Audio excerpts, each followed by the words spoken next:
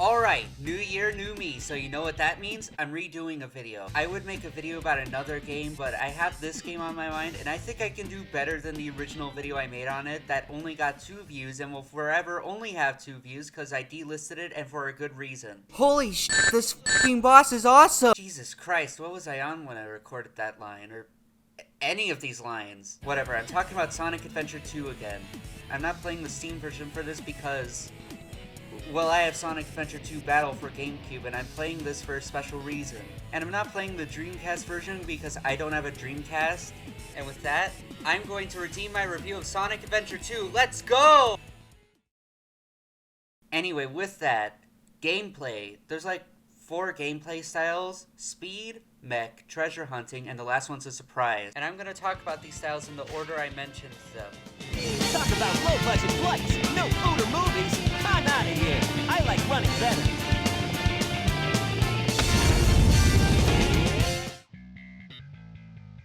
The speed style gameplay is pretty simple to understand. This style is all about speed and reflexes. You can run, jump, homing attack, spin dash, somersault, which is on the B button. The somersault allows you to get under these things. You can also light speed dash, which is also on the B button. The light speed dash allows you to dash across a trail of rings. And you can also bounce from midair with I'm sorry, yes, I do think it's kind of stupid. They have a bunch of actions mapped to one button. At least the jump button is on A and the homing attack can only be done after jumping.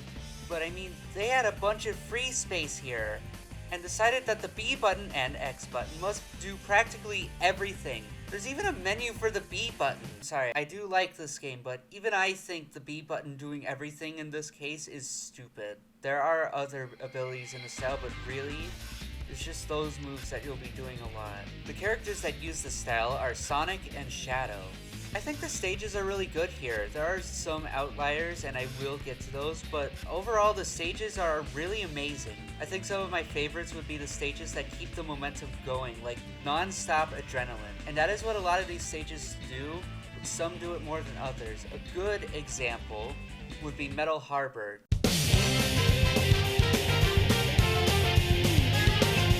This stage does so much in 2 minutes just to keep you on your toes with bits of challenges to get some extra points, all culminating in the end where you can go through it normally to take the first exit, but you can attempt to try and reach the very top before your 15 seconds are up and get an insane score bonus. Talk about awesome. Not to mention the ending.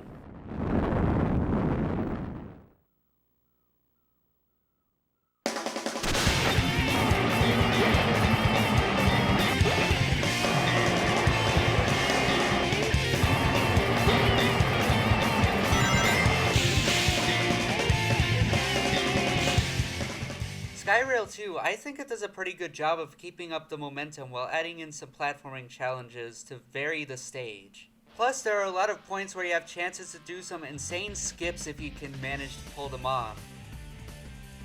Oh, I forgot to mention the rail grinding. Oh no! Basically, you jump on a rail and you rail grind. You can control your angle to try and make sure you don't fall off. You can increase your momentum by holding down B. You can even quickly switch rails by holding down a direction and pressing A. Now, in concept, it sounds really cool. Definitely something that would be in a Sonic game. My issue is that in this game, it's very finicky with the rail switching and rail angle. And that since then, from what I've seen, there hasn't really been a single game to really work more on that idea and refine it. What would be a good stage to show off what I mean? Final Rush. I do like the stage. I think it's cool. I like the idea of it really testing your reflexes with the rail grinding, like switching rails before one ends or jumping from the rails at the right moment. I think it's cool.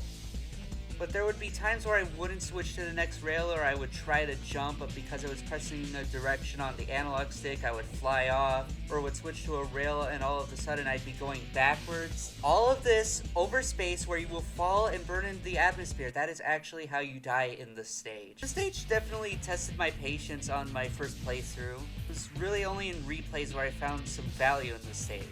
But even still, I think this kind of rail grinding works for Sonic. It's cool and can lead to some insane jumps if he can perform well enough.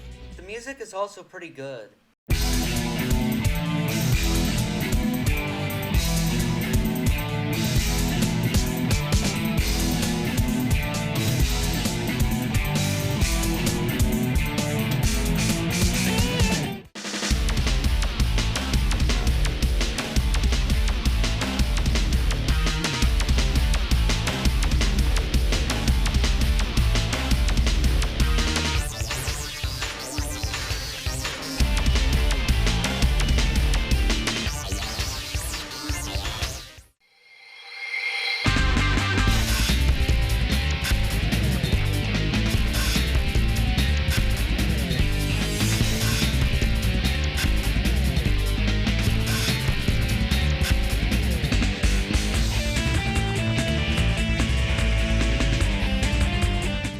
more thing. I think Crazy Gadget kind of fails at keeping up the momentum. It's not a bad stage overall, it's a pretty fun stage. I just think it's the one stage that can't keep things going quick enough. Those moments only appearing in short bursts throughout the stage. And also with the anti-gravity mechanic in the stage being really finicky as well. With all that said, I think Speed Style does a really good job at what it sets out to do, though some parts have kind of aged poorly in retrospect. But still an overall pretty good package. I guess I'm done talking about this style. I guess we should move on to the next one now. Tornado transformation!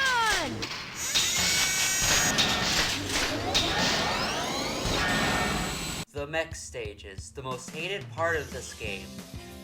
I think they're okay. These stages are definitely not what you'd expect from a Sonic game. Maybe an Eggman game, but a Sonic game? Hell, even Tails, you wouldn't expect this from Tails. Eggman and Tails both use these styles. A common complaint with these stages is that they're slow. To be honest, I think some of it is over-exaggerated. That doesn't mean it isn't slow, it is slow. But it's still affected by physics. There are parts where it goes fast. Besides, these stages revolve around getting the highest score possible. Controls are simple. You can move, jump, hover, shoot, and lock on. The more enemies you lock on to, the higher score bonus you get. You also have a health bar that can be restored through raids. With the controls out of the way, the stages are pretty good, although it feels weird when in the story you go from a speed style stage and then straight to a mech stage. Me, I'm used to it, but for many it can be really disorienting. Especially since these stages don't really focus on going fast unless we're talking about...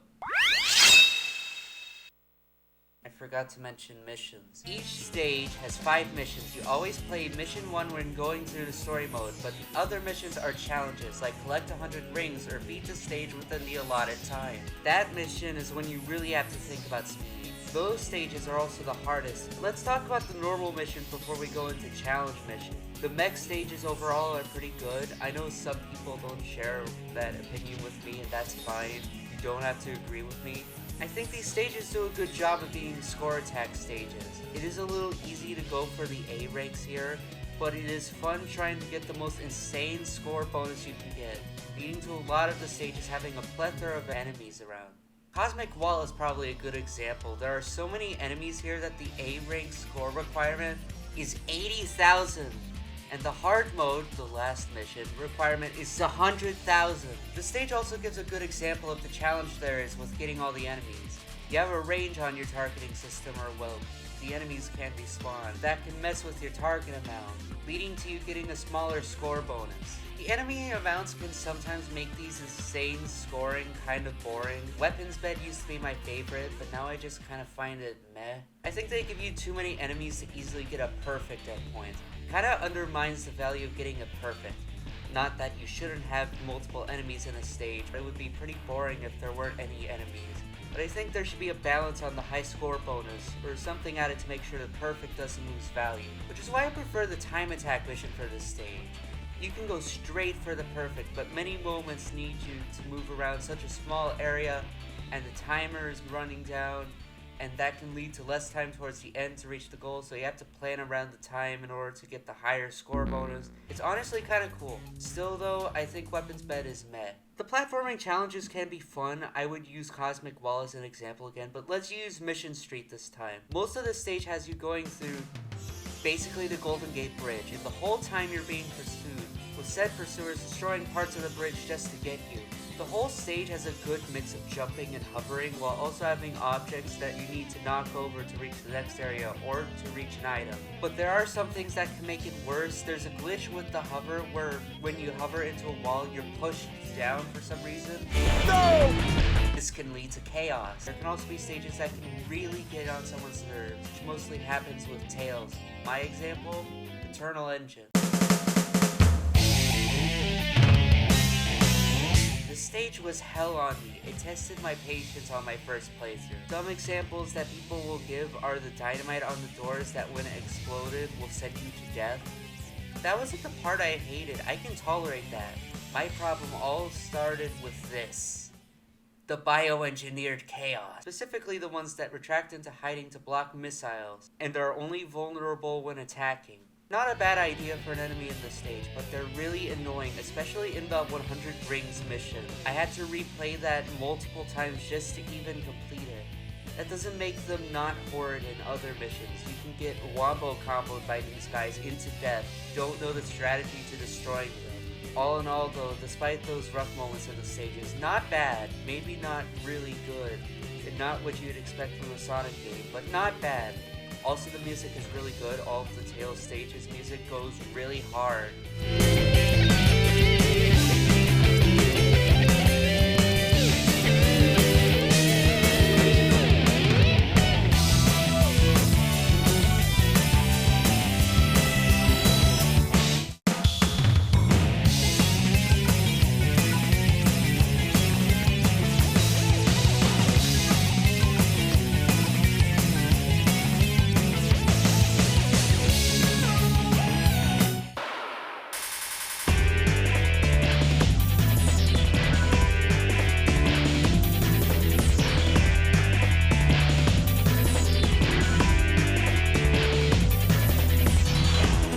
That's all for this section. I think we should take a break. In every stage, there's this box with a special logo on it that you can break, and out comes a key. And this unlocks a stage for whichever character gets it. That being...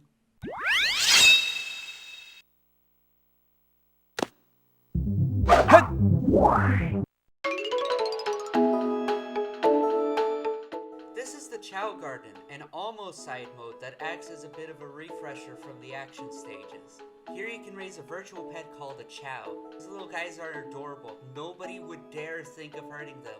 You can do a lot of things with these guys. You can feed them, you can give them these things that you get from enemies which can raise their stats. There are animals that you can find throughout the stages, or they pop out from Eggman's robots that do the same but give your Chao a property of that animal. You can name them with the fortune teller. There's a doctor who can heal your Chao if they're sick, and they can show you their hidden stats that are for some reason hidden. There's a class where they can learn things like drawing and dancing and singing and instruments. There's a shop that's called the Chao Black Market that sells items and food, and it's in what looks like a janitor's closet. There's a whole section where you can enter them in competitions. Since I have Sonic Adventure 2 Battle, we have the Chao Race and Chao Karate. I would have Chao Karate in the PC version, but I don't have the DLC. And there's one more thing to the GameCube version I haven't mentioned yet, but we'll get to that. The Chao races are basically races between Chao where their stats are tested. You need to raise your Chao quite a bit before you can complete the beginner races. I think you need almost max stats to beat all of them. But that's not important if you're not going for completion, which is what I'm going for. Chao Karate is also the same, however those stats now translate into karate abilities like speed, stealth, defense, and power. Again, not really too important for you to beat all of them unless, again, you're going for completion, which is what I'm going for. There is one more thing to this that can basically speed up Chao's stat growth, and it all lies with the Game Boy Advance. If you have a GBA, GameCube, a copy of Sonic Adventure 2 Battle on GameCube, and a GBA to GameCube link cable, and optionally, a copy of Sonic Advance 1, 2, or Sonic Pinball Party, you can bring your Chao to the tiny Chao Garden. This isn't new to this version. Sonic Adventure 2 on Dreamcast had this, although different, because that version had Chao Adventure 2, which back then was the only way to look at stats or name the Chao. The tiny Chao Garden is that, but more. Kinda. We can play mini-games to raise up rings to buy food for our Chao, or new Chao eggs, or random items in a mini-shop that you can access with the L button. You can watch your Chao walk. You can also give your Chao a unique name that's not pre-made. You can take your Chao on the go. I think you can raise any of its levels to 99 by the end of the day, or after 2 days with this. That's really all I have to say about the tiny Chao Garden. The Chao Garden is nice and relaxing and fun to use. I want to say more about it, but I have to get on to the other topics, so... I just want to record this line because I thought it would be funny. Be afraid, the skeleton group!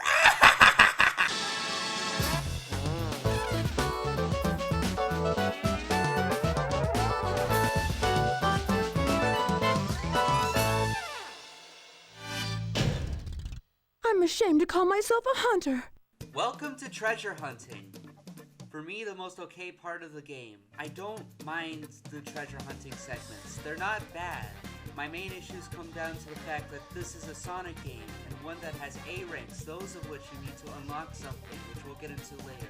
Controls, you can run, jump, glide, climb on walls, dig, dive, punch. That's really all. I know that was really quick, but those aren't really controls I need to go that in depth with. This is where we enter optional unlockable abilities that I will mention for the first time, and maybe only time in this video. The sunglasses, or spy gear, allowing you to see hidden items by selecting the B button option and pressing B, and the air necklace, a Knuckles only upgrade. It works automatically. It allows you to breathe underwater. But yeah, Knuckles and Rouge use this style. For the stages, they're actually pretty good. Mostly. Look, I have positive and negative things to say about the stages. The positive is that these stages on their own can be fun to just explore looking for the 3 treasures. The music even complementing these stages.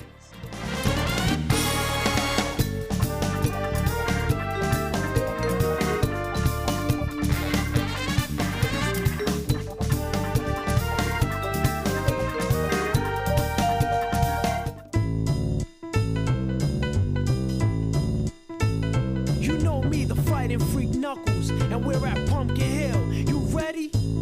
I ain't gon' let it get to me. I'm just gon' creep down in Pumpkin Hill. I got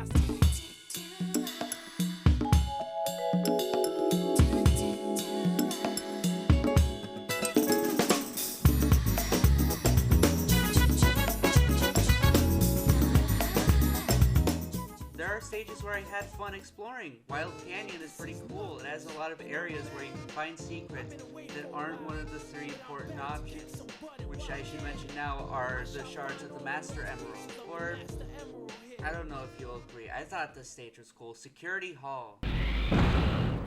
I'm in position, Doctor. Tell me when. There's been an unexpected delay on my end. There's no more time to waste. Set the timer for 15 minutes. Let's go, Rouge! 5 minutes should be plenty. Here I go! The whole stage goes for a vertical type of stage. It's not a small stage, but it doesn't try to be humongous. You might look at this and say, no, that's a big stage, which is when I draw attention to Meteor Herd and Mad Space. These 2 are definitely the biggest stages in this mode, and this is where I think the gameplay suffers the most. I had a difficult time getting all the A ranks in these stages. Yes, I've been getting all these stages so I can unlock something I've yet to unlock. As of recording this, I've already unlocked this. More on that later. Meteor Herd and Mad Space took the cake for being the worst stages for me to A rank. You may have had a better experience getting the A ranks than I had, but I felt miserable the whole time. I think at one point I was seeing things.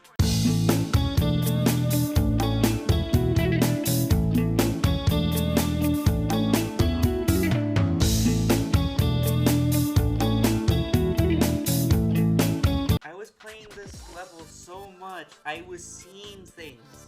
There's this blue light at this part. I thought it was Big the Cat.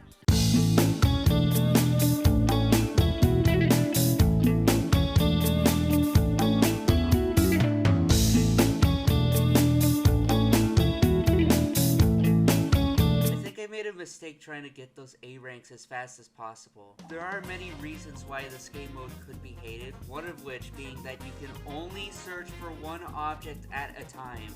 It's not like the other objects don't exist in the stage, they just don't get tracked at all until another one is found. The system right here is a hot-cold radar system, which is a good idea for a treasure hunting style of gameplay. I think the main issue is that they limited your system to only one at a time in this game, which can really drag out any playthrough of a stage. I think one thing that made me really dread this in the first place was the ranking system. Now you get better score bonuses when you manage to find one of the objects. The quicker you are, the better the score. But on top of that, you also need a good time bonus. So if you don't get like at least 2 perfects and or manage to accumulate like 6,500 plus score within about 3 or so minutes, you're not getting the A rank. sorry if I made you mad just now. I'm sure you had lots of fun playing these stages if you are someone who likes them. Now, I don't want to say that this isn't fun. No, these stages can be fun. And also, the stages look really nice. I think my favorite is, well, the security hall. It might not look that impressive on GameCube, but again, over on the Dreamcast, there is a really dense fog since the whole area is a large freezer. Even the character reacts to the area like they're actually there. And again, this type of gameplay is fun. I can understand how jarring it must be to players when the stage progression is speed, speed, treasure hunt, mech, mech, speed, speed, speed, or mech, speed, treasure hunt, mech, speed, treasure hunt, mech, mech, treasure hunt. Sorry about that. Anyway, the style's pretty good. All of the styles are pretty good, really. It's just how weird it can feel when you go from one to the other, and I'm sure this isn't what many expect from a Sonic game. But I think they did their best here trying to keep the spirit of being able to play as different characters with different abilities from the classic Sonic games, even if it's not really the most efficient at it. There are better ways to have multiple playable characters with different mechanics. This just really isn't the best. That doesn't mean I hate it though. I don't want to not mention what someone else would think of it. Alright. Oh wait, there is one more thing. It doesn't really count as it doesn't have an original corresponding character, but I thought I would mention it anyway. I'm about to play a track that might send shivers into someone who also tried to get all the A ranks.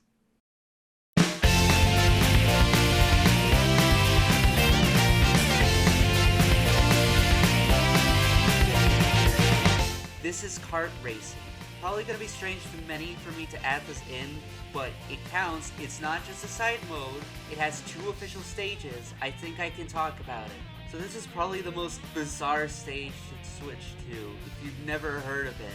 Maybe it's even bizarre for you watching this video for me to go from treasure hunting to Sonic kart racing. But I think this should be mentioned. It's not bad. Probably the most horrid thing is the controls in terms of how you drift. You can steer and you can press A to accelerate and B to decelerate. And if you get enough rings, a special Y button appears telling you to press it for a boost.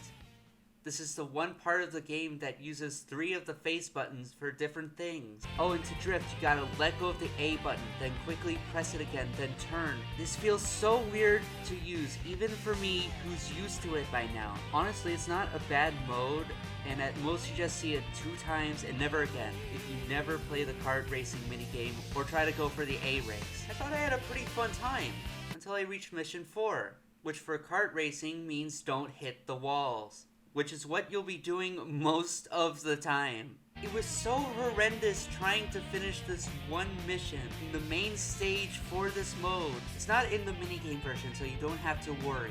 I'm glad for the GameCube version they softened the A rank time requirement for the missions. The original Dreamcast version had a really tight requirement. But still, I was dreading even the thought of replaying this stage if I got a single B. But I did it. Honestly though, just the stage and its first mission on its own, not bad. Not good either, it's okay. Music is pretty good. I know I made a joke earlier, but I just want to say the whole soundtrack is really good.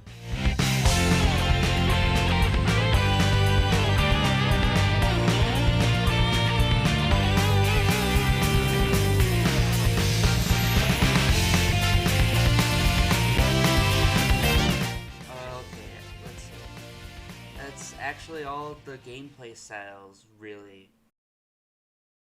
Man, I spent so long talking about just the gameplay and how finicky the gameplay can be. I didn't really get the chance to talk about anything else. Like the story. I guess the best way I could sum up what I thought about the story was, it was cool. It was awesome. It was a bit cheesy. The characters were fun to follow. And the ending was awesome. You know what? I'm gonna redeem this part of the old video by this time talking like a normal person instead of sounding like screaming but not actually screaming.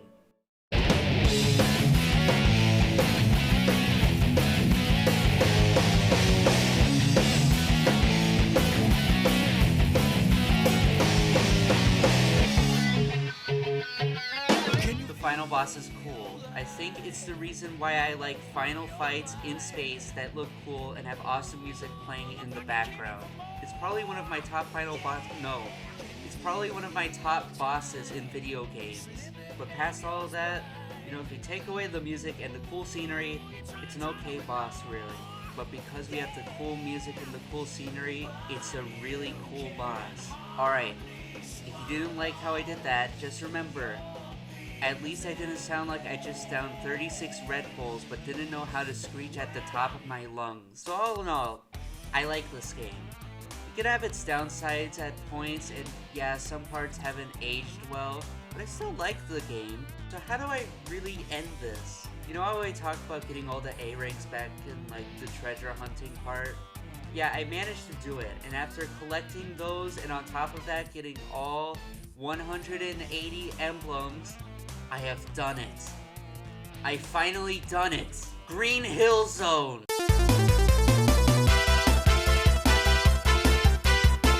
Prize stage, I'm gonna go into the stage, and afterwards I'm gonna say if getting it was worth going through all of that I went through. Alright, so by the release of this game, Sonic hadn't revisited Green Hill in 10 years, and would not for another 10 years. So this stage would be such a surprise to others who wasted their life to get it. Man, I should like read a book or something. Sorry, the stage. I gotta talk about the stage. I like how it teases Green Hill Zone, even though I just spoiled it already. If you unlock this for the first time, you're probably wondering what this stage could be. I like the opening shot of Green Hill. It does a pretty good job replicating the original screen. And that is probably the best thing I will say about the camera angles here. Sorry. Positives. They did a really good job recreating Green Hill Zone in 3D. They did not do a bad job. I also like how they remade the badniks for use in just this one stage. Even though it's just the bees and the fish, I don't remember their names. The music is also not bad. I like the detail of changing the jump sound for just this one stage. They got a lot right here. I just wish I could see more. I'm not a big fan of the camera angles here. This is the one stage where I kind of have a problem with them.